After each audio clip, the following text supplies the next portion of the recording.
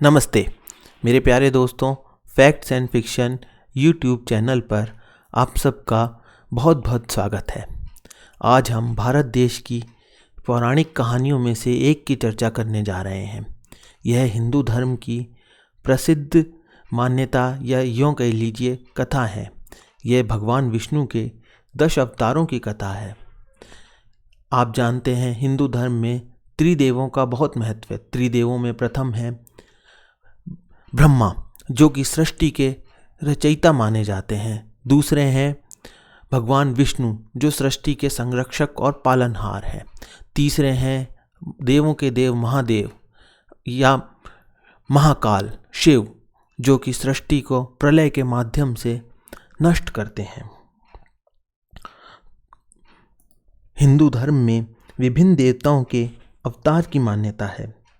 भगवान विष्णु समय समय पर अवतरित होकर मानव को अधर्म के मार्ग से विमुख करते हैं तथा सृष्टि का पालन करते हैं। मानव को भूलोक की सर्वोत्तम कृति माना जाता है, परंतु जब मानव अन्याय और अधर्म के दलदल में खो जाता है, तब भगवान विष्णु उसे सही रास्ता दिखाने हेतु अवतार ग्रहण करते हैं।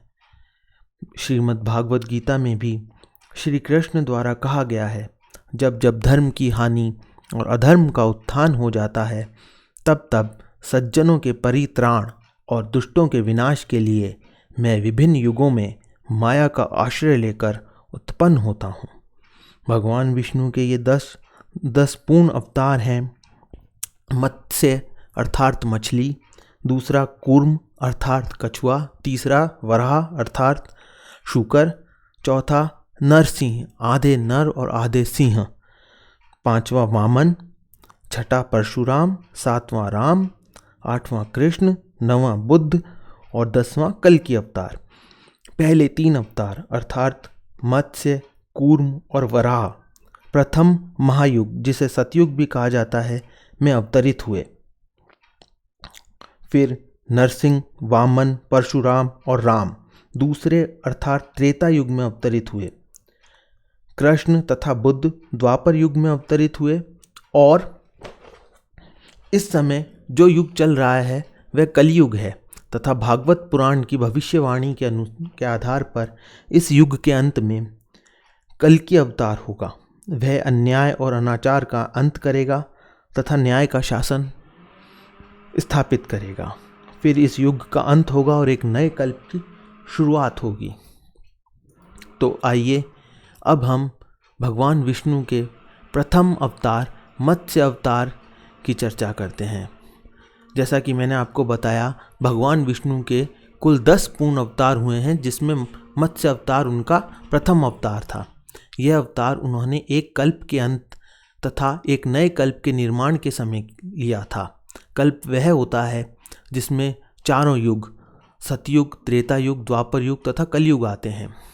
कल्प को ही सृष्टिकर्ता ब्रह्मा का एक दिन माना जाता है। सृष्टिकर्ता ब्रह्मा अब जो सृजन करते हैं वह उनके एक दिन के समय करते हैं। वह दिन की शुरुआत से लेकर दिन के अंत तक सृष्टि के सृजनात्मक कार्यों में लगे रहते हैं।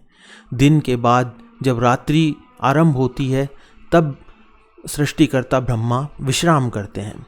उस समय सृजन का कोई कार्य नहीं होता, बल्कि शिव द्वारा सृष्टि का विनाश होता है। फिर एक नए ब्रह्म दिन की शुरुआत होती है और नई सृष्टि का सृजन होता है। इस प्रकार सृष्टि का क्रम चलता रहता है। तो ब्रह्मा का यह दिन लगभग 4 अरब वर्ष का होता है। तो ऐसे ही अपने दिन भर के सृजन कार्य से थककर ब्रह्मा जी विश्राम की अवस्था में आ रहे थे। उनके एक ब्रह्म दिन का कार्य पूरा हो चुका था और अब इस कल्प का अंत निकट एवं अवश्यंभावी था। पर जैसे ही ब्रह्मा की नींद लगी, असावधानीवश उनके मुंह से वेदों का प्रवाह होने लगा। हिंदू धर्म की मान्यताओं के अनुसार वेद परम ज्ञान का स्रोत हैं, जिनके बिना सृष्टि का सृजन नहीं हो सकता। जब ब्रह्मा ने सृष्टि में मानव का सृजन किया, तो मानव को अपनी सर्वोत्तम कृति माना और मानव को वेदों का ज्ञान दिया। वेद के ज्ञान के बिना मानव अधर्म और अनाचार में डूब सकते थे। इसलिए वेदों का ज्ञान मानव के पास होना बहुत जरूरी था। पर सृष्टि में मानव के अलावा देव और असुर दो अन्य जातियां भी हैं। देव उच्चतम जाति हैं और असुर अपने दुराचार और व्याभिचार के लिए प्रसिद्ध हैं। तो ऐसे ही एक परम शक्तिशाली दैत्य था हयग्रीव। वह कश्यप और दिति का पुत्र था। वह वेदों को चुराने की फिराक में था, क्योंकि वह मानव जाति के उत्थान से बहुत जलता था। जब ब्रह्मा सोने लगे और उनके मुंह से वेद निकलने लगे, तब उसे यह उचित अवसर मिल गया। उस असुर ने अपनी शक्तियों को केंद्रित किया और वेदों को अपने मुंह में भरने लगा। परंतु भगवान विष्णु ने यह घटना देखी और वे चिंतित हो गए। उन्हें लगा कि यदि वेदों का ज्ञान मानव जाति से छीन लिया गया तो मानव अधर्म और पाप में डूब जाएंगे और अपना विनाश कर बैठेंगे। इस कारण भगवान विष्णु को हयग्रीव से वेदों को छुड़ाना ही था। परंतु हयग्रीव ने वेदों का हरण किया और वह समुद्र की असीम गहराई में चला गया ताकि उसे कोई खोज ना सके। विष्णु अपनी योजना में व्यस्त थे कि किस प्रकार वेदों का कल्याण किया जाए और मानव जाति को तक वेदों का ज्ञान वापस पहुंचाया जाए। तभी उन्होंने देखा कि कल्प के अंत के समय एक महान राजा सत्यव्रत तपस्या कर रहे थे। वह विष्णु के बहुत बड़े भक्त और धर्म के पालक थे। जब विष्णु ने राजा सत्यव्रत को तप करते देखा तो उनके माध्यम से नए कल्प की योजना बनाई, जिसमें राजा को 7वें मनवंतर का वैवस्वत मनु बनाने का निर्णय लिया और मत्स्य अवतार लेकर उन्हें आने वाली जल प्रलय की सूचना देने का उपाय सोचा। प्रभात का समय था, सूर्योदय हो चुका था। महाराज सत्यव्रत कृतमाला नदी में स्नान कर रहे थे। स्नान के बाद जब उन्होंने तर्पण के लिए अंजलि में जल लिया तो एक छोटी सी मछली भी उनके हाथों में आ गई।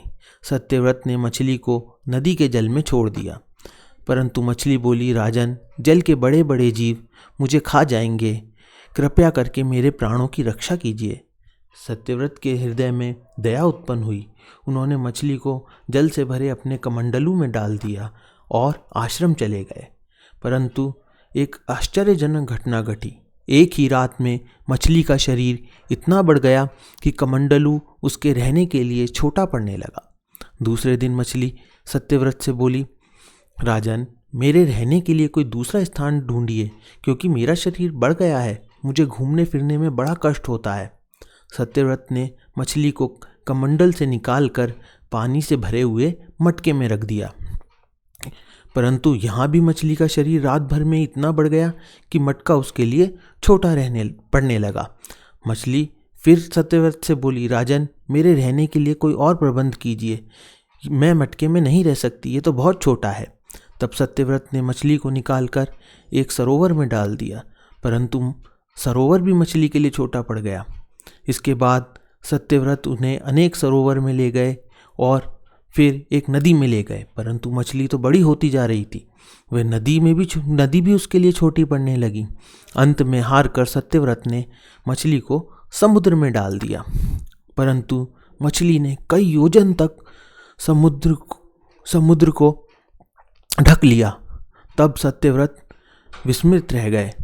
वह मछली के सामने हाथ जोड़कर बोले, हे महान जीव, आप कौन हैं? आपने मेरी बुद्धि को विस्मय में डाल दिया है। आपका शरीर जिस गति से प्रतिदिन बढ़ता है, उसे देखते हुए यह निसंदेह यह कहा जा सकता है कि आप कोई और नहीं, मेरे प्रभु नारायण ही हैं। और यह बात सत्य है तो कृपया करके मुझे बताइए कि आपने मत्स्य का रूप क्यों धारण किया है। राजा सत्यव्रत के निश्चल मन तथा सत्य वचन को सुनकर भगवान विष्णु ने मत्स्य अवतार में उन्हें दर्शन दिए। उनका ऊपरी भाग तो श्री हरि का तथा निचला भाग मत्स्य का था। उन्होंने सत्यव्रत से कहा कि राजन, अब प्रलय का समय निकट आ चुका है, अब से 7 दिन के पश्चात एक महाप्रलय आएगी जिसमें संपूर्ण पृथ्वी जल में डूब जाएगी तथा सभी जीवों का अंत हो जाएगा। उस आपको प्रत्येक जीवधारी का एक एक जोड़ा तथा समस्त वनस्पति पेड़ पौधों के बीज संग्रहित करने होंगे और सप्त ऋषियों को अपने पास बुलाना होगा। आप नागराज वासुकी को भी अपने साथ लेना मत भूलिएगा। फिर मेरी कृपा से एक नौका आपके पास आएगी जिसमें आपको उन समस्त जीवों को सुरक्षित बैठाना होगा। जब प्रलय अपने चरम पर होगी तब मैं आपके पास मत्स्य रूप में आऊँगा और मेरे एक विशाल सींग होगा। तब वासुकी नाग की सहायता से मैं आप सब लोगों की रक्षा करूँगा और नए युग की शुरुआत का कारण बनूँगा। उसके बाद मत्स्य रूपी नारायण ने अपने अवतार लेने के दूसरे उद्देश्य को पूरा करने के लिए प्रस्थान किया। उन्होंने असुर हयग्रीव को खोज निकाला और युद्ध के लिए उसके सामने आए। हयग्रीव इस विशालकाय जीव को देखकर भयभीत हो गया, परंतु वह हार मानने वालों में से नहीं था।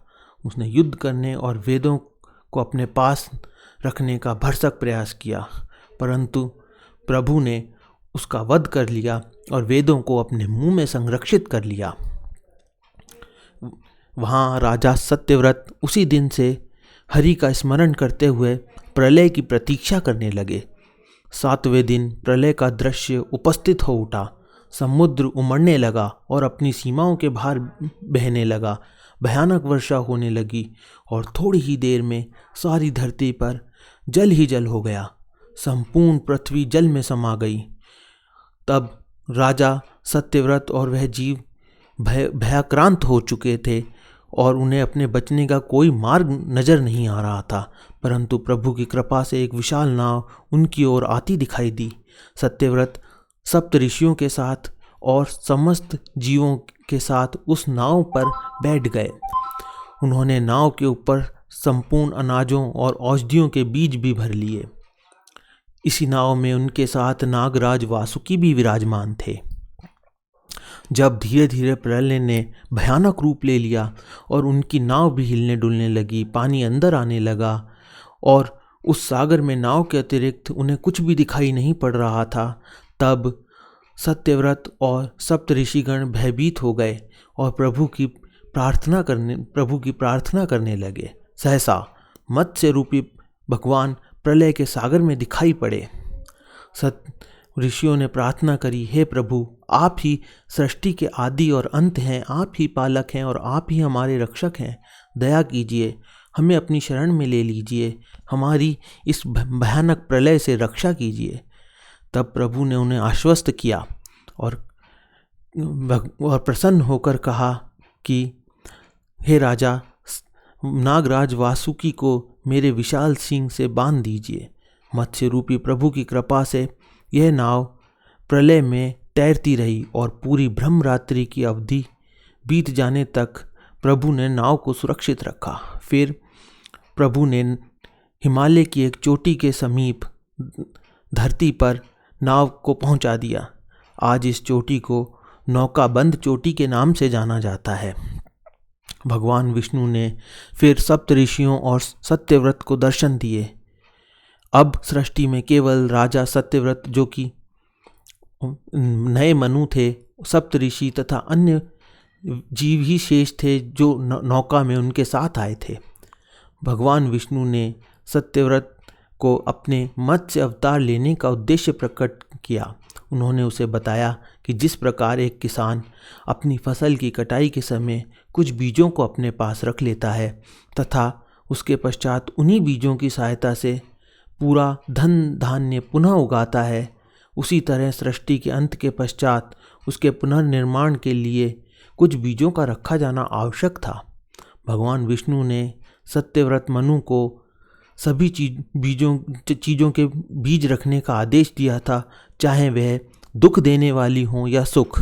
उदाहरण के तौर पर पुष्प और कांटे दोनों, कोयल तथा कौवा दोनों, शाकाहारी और मांसाहारी जीव दोनों, क्योंकि सृष्टि में हर जीव का अपना औचित्य तथा महत्ता है। इसके साथ ही सप्तऋषियों का चुनाव इसलिए महत्वपूर्ण था क्योंकि ज्ञान के बिना मनुष्य अधूरा है। इस सृष्टि में संतुलन स्थापित करने के लिए सप्तऋषियों का बचना बहुत ही आवश्यक था। सत्यव्रत और सप्तऋषियों की प्रार्थना पर मत्स्य रूपी भगवान ने प्रसन्न होकर उन्हें परम सत्य का ज्ञान प्रदान किया। भगवान ने बताया, सभी प्राणियों में मैं ही निवास करता हूँ, ना कोई ऊंच है ना नीच, सभी प्राणी एक समान है। यह जगत नश्वर है, नश्वर जगत में मेरे अतिरिक्त कहीं कुछ भी नहीं है। जो प्राणी मुझे सब में देखता हुआ अपना जीवन व्यतीत करता है वह अंत में मुझ में ही मिल जाता है। आज यही ज्ञान हमें मत्स्य पुराण के रूप में उपलब्ध है। फिर श्री हरि ने ब्रह्मा जी को पुनः वेद दे दिए। इस प्रकार भगवान हरि ने मत्स्य रूप धारण करके वेदों का उद्धार तो किया ही, साथ ही संसार के समस्त प्राणियों का भी कल्याण किया और अपने धाम को लौट गए। दोस्तों, यह थी श्री हरि के प्रथम अवतार मत्स्य अवतार की कथा, जिसे मैंने संक्षेप में आप सबके सामने प्रस्तुत किया है। आशा करता हूँ कि यह कथा आपको पसंद आई होगी। इसके अगले वीडियो में हम श्री हरि के दूसरे अवतार की चर्चा करेंगे। इस वीडियो को अंत तक देखने के लिए आप सबका बहुत बहुत धन्यवाद। धन्यवाद प्यारे दोस्तों।